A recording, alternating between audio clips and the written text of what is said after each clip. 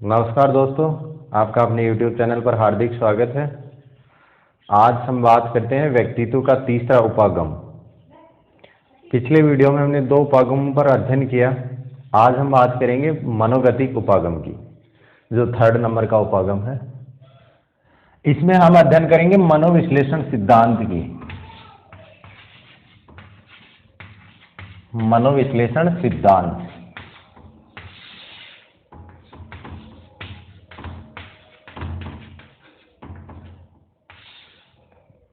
मनोविश्लेषण सिद्धांत इंग्लिश में कहेंगे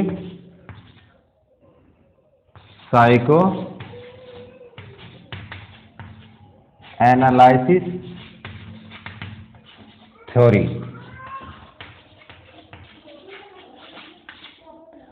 मनोविश्लेषण सिद्धांत प्रतिपादित किसने किया? सिगमंड फ्राइड ने, या इसको जनक सिगमंड फ्राइड है। मनोविश्लेषण सिद्धांत के एग्जाम में क्वेश्चन पूछा जा सकता है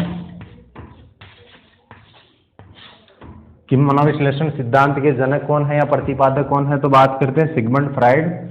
ऐसे पूछा जा सकता है सिगमंड फ्राइड ने कौन सा सिद्धांत दिया, तो मनोविश्लेषण सिद्धांत इन्हीं का है। अब बात करते हैं इन्होंने क्या किया। मन के 3 प्रकार बताए, मन के 3 प्रकार बताए और मन की 3 प्रवृत्तियां बताई हैं। मन के 3 प्रकार हैं चेतन मन, अर्धचेतन मन और अचेतन मन। तो पहला प्रकार बताया इन्होंने चेतन मन, दूसरा है अर्धचेतन मन, या इसी की बात करें तो अवचेतन मन। इसी को क्या कहा जाता है? पूर्व चेतन मन। तीसरे नंबर पर बात करें अचेतन मन।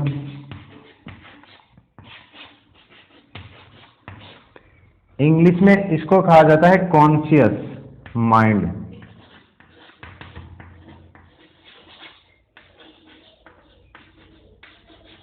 कॉन्शियस माइंड इसको कहा जाता है सबकॉन्शियस माइंड।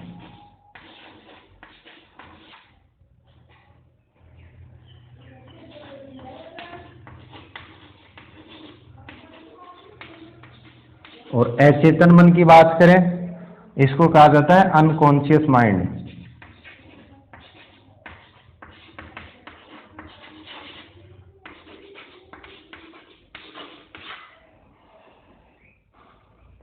तीन प्रकार बताए, चेतन मन कॉन्शियस माइंड, अर्धचेतन या इसी को कहा जाता है अवचेतन, या इसी को कहा जाता है पूर्व चेतन सब कॉन्शियस माइंड, अचेतन मन को अनकॉन्शियस माइंड। अब इनकी डिटेल में बात करते हैं, चेतन मन क्या है, अर्धचेतन मन क्या है और अचेतन मन क्या है। तो ये समझ में आ गया होगा। मनोविश्लेषण सिद्धांत साइको एनालिसिस थ्योरी किसने प्रतिपादित की? सिगमंड फ्राइड ने। इन्होंने मन के 3 प्रकार बताए। मनोविज्ञान में मन को मस्तिष्क कहा जाता है। क्या कहा जाता है? मस्तिष्क।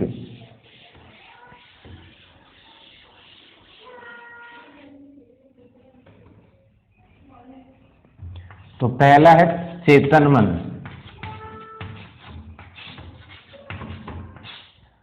सेकंड नंबर बात करें तो सेकंड नंबर है अर्धचेतन। कौन सा है? अर्धचेतन मन।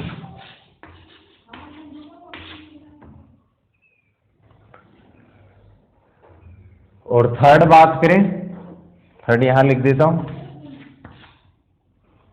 थर्ड है अचेतन मन।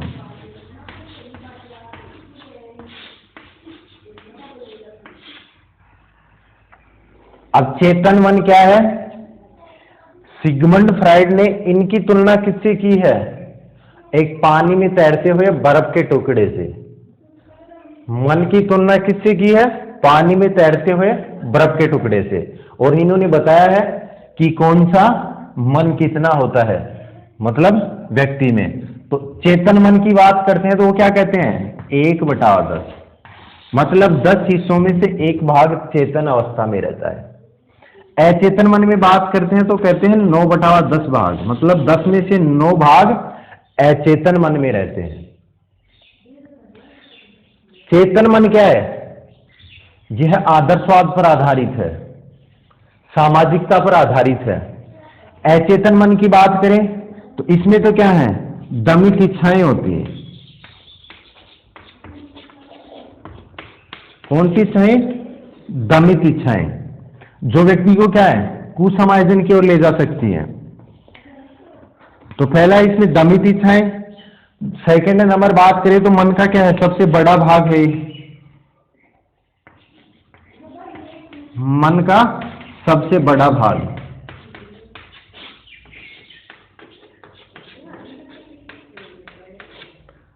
अचेतन मन मन का सबसे बड़ा भाग होता है।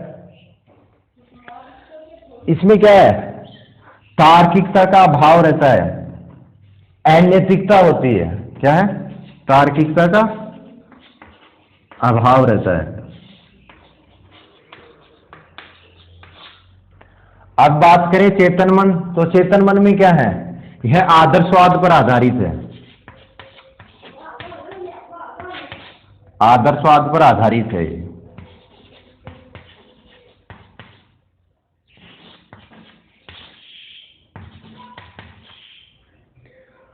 सेकंड नंबर बात करें तो इसको क्या कहा है, मन का लघुतम रूप। थर्ड नंबर की बात करें, अब आपको पता है चेतन और अचेतन, व्यक्ति चेतन अवस्था में रहता है तो वो कैसे कार्य करता है, अचेतन अवस्था में रहता है तो कैसे कार्य करता है। इसमें क्या करता है, व्यक्ति काल्पनिक दुनिया में रहता है। जैसे सौपन्न वगैरह किस में रहते हैं, अचेतन मन में। आपको सौपन्न आते हैं तो क्या करते हैं, वो अचेतन मन में आते हैं। यहां बात करें तो यहां क्या है, ये रियलिज्म पर आधारित होते हैं, आदर्शवाद का गुण इस पर पाया जाता है, सामाजिकता इसी में आती है।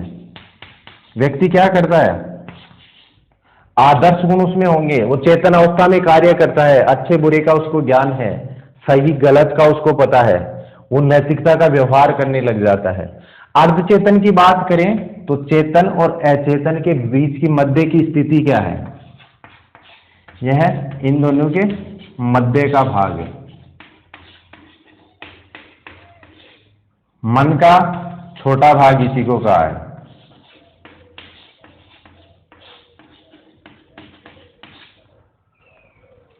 इसमें एक बात ध्यान रखना, इसमें जो चीजें होती हैं, जो भी हम सोचते हैं, वो क्या करते हैं, उसका पुनः स्मरण किया जा सकता है। क्या कर सकते हैं, पुनः स्मरण किया जा सकता है।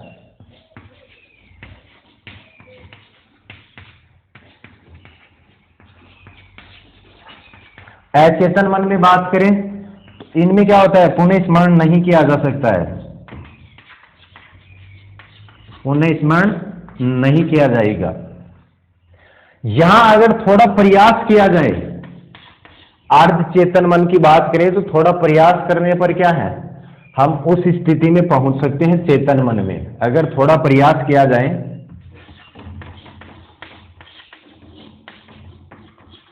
थोड़ा प्रयास करने पर चेतन अवस्था में जा सकते हैं।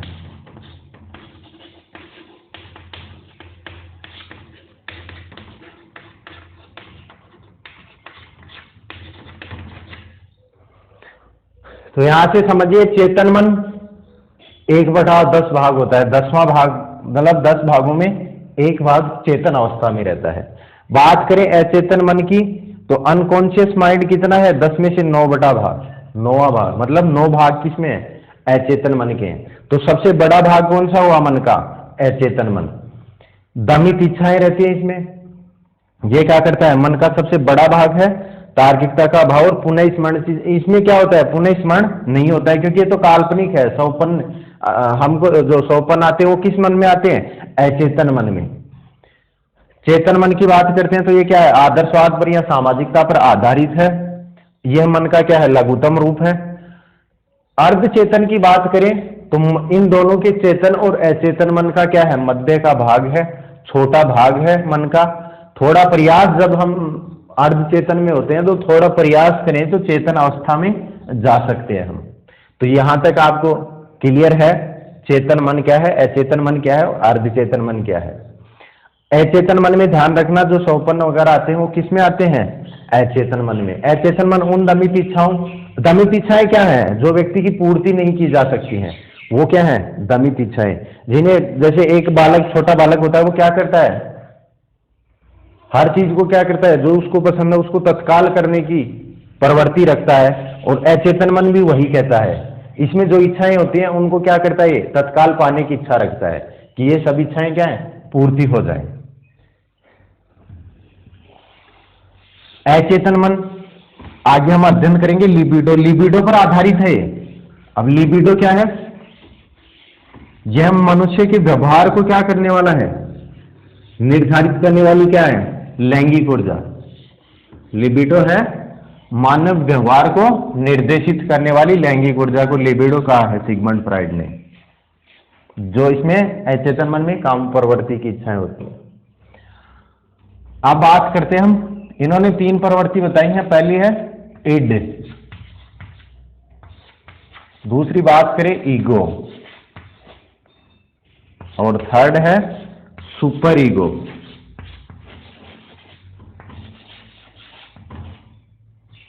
इसको हिंदी में बोला जाता है इद, इसको बोला जाता है अहम,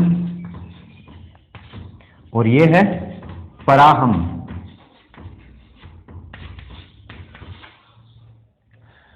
इड, ईगो और सुपर ईगो क्या है, पहले ये देख लीजिए। इड है वो जन्म से होता है, कहां से, जन्म से लगभग 1.5-2 वर्ष तक के बालक में क्या पाया जाता है, इड। ईगो की बात करें तो ये लगभग 3 वर्ष से होता है, और सुपर ईगो की बात करें तो ये 5 वर्ष से होता है। अब आपको पता है इड, ईगो और सुपर ईगो क्या है, कि एक जन्म से जो 2 वर्ष का बालक है, या जन्म लेने वाला जो बालक है वो क्या करता है, 3 वर्ष का बालक है उसमें क्या परिवर्तन आता है, और 5 वर्ष के बालक में क्या परिवर्तन आता है। इड क्या कहता है, इड है जो अनैतिकता पर आधारित है। यहां कोई नैतिकता का गुण नहीं आता है बालक में, किस पर आधारित है, अनैतिकता पर।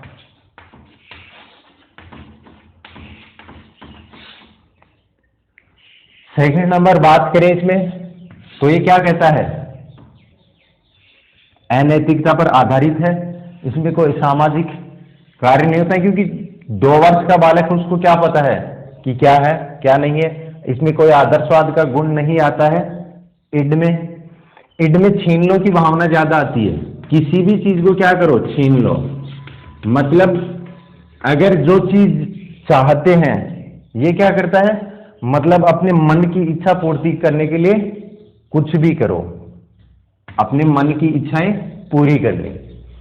तो ये क्या है, छीन लो की भावना उत्पन्न होती है यहां पर।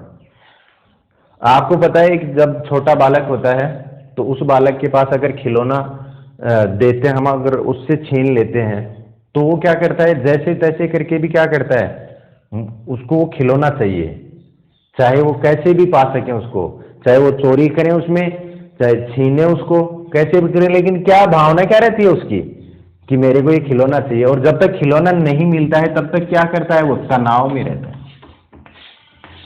किसमें रहेगा, तनाव में रहता है। बात करें ईगो की और सुपर ईगो की, इनको एक उदाहरण से भी समझते हैं हम। सुपर ईगो क्या है, यहां आदर्शवाद का गुण आता है बालक में, क्या है, आदर्शवाद पर आधारित है।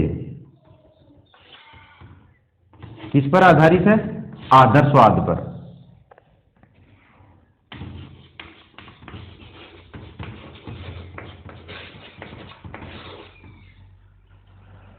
यह सामाजिकता वगैरह के गुण किस में आएंगे, इसी में आते हैं बालक में, सुपर ईगो। यह सबसे अंत में विकसित होता है बालक में, क्या होता है, सुपर ईगो सबसे अंत में विकसित होता है। इड और सुपर ईगो, इन दोनों के बीच जो संतुलन का कार्य करता है वो है ईगो। क्या है, ईगो इन दोनों के बीच संतुलन का कार्य करता है। इसकी इच्छा और इसकी इच्छा, जब दोनों की इच्छाओं की पूर्ति नहीं हो रही है तो ये तीसरा रास्ता निकालता है ईगो। क्या करता है? तीसरा रास्ता निकालता है और क्या करेगा? उसकी इच्छा को पूर्ति करने की कोशिश करता है। तो ये है ईगो। ये यथार्थवाद पर आधारित है।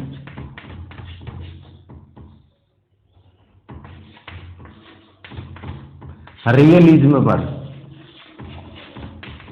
किस पर आधारित है? रियलिज्म पर। अब एक उदाहरण से समझते हैं। एक मिठाई की दुकान है और एक बालक वहां पर खड़ा है, मिठाई की दुकान के पास में खड़ा है, उसको भूख लगी हुई है। अब वो क्या करता है, जब जेब में पैसे नहीं है बालक के पास और उसको भूख लगी है, मिठाई की दुकान के पास खड़ा है, तो उसके मन में एक विचार आता है। वो क्या विचार है? कि मैं चोरी करके प्राप्त कर लूं इनको। तो यहां जब चोरी की भावना उत्पन्न होती है, चोरी का विचार आता है मस्तिष्क में, मन में, तो वो किस में आता है? इड की बात करता है। इड में है, जब उसमें क्या विचार आया? चोरी करने का। अब बालक का ईगो की बात करें तो वो क्या सोचता है? नहीं, चोरी करने से मुझे दंड मिल सकता है। क्या मिल सकता है? दंड मिल सकता है। चोरी करने से मुझे पुलिस वालों को पकड़ाया जा सकता है। तो ये जब दंड, डर, यहां क्या हो रहा है? डर का भाव हो रहा है, डर का विचार मन में आ रहा है उसके। तो ये क्या है? ईगो।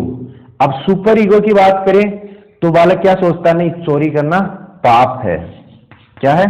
चोरी करना पाप है, ये अनैतिक है।